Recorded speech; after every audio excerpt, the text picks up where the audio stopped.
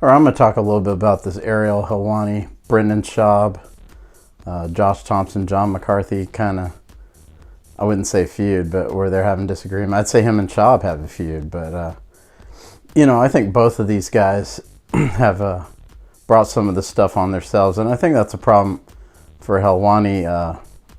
Whether he's doing it on purpose or not, he isn't reconciling the fact that he brought a lot of this stuff on himself, and he's back at MMA fighting because ultimately he rubbed people the wrong way, and they didn't want to deal with him at whatever point, whether it be Dana White or ESPN, whatever the case may be, and he can say that he wasn't fired at ESPN, but if they give you an amount of money that they know you aren't going to work for, what's the difference?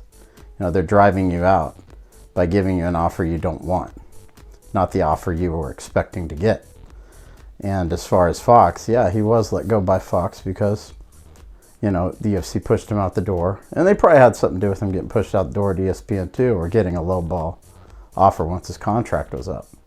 But I mean, if you can't get access to the most important promotion that the ESPN airs, if you can't get access to Dana White, access to the weigh-ins, everything else, you don't have a lot of value, even if you do have a show, And Brendan Schaub, I mean, yeah, he's taking shots at him, and some of the things he's saying is true, but he also has, his own issues that he has to reconcile. So I think you both have two guys who are kind of arguing over things, but not admitting where their flaws were that contributed to some of the things. I think for Schaub, people don't like him for other reasons.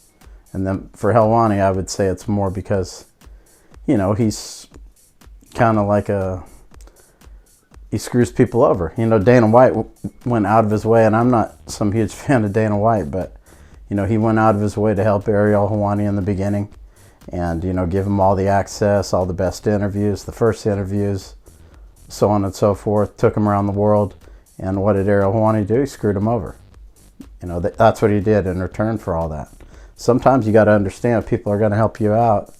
There are some people who want you to do things their way if they help you out. Others are not like that, but Dana White is. The UFC is.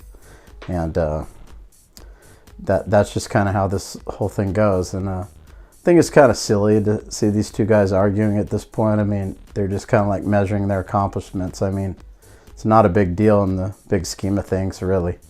It's just guys fighting over airtime and stuff like that.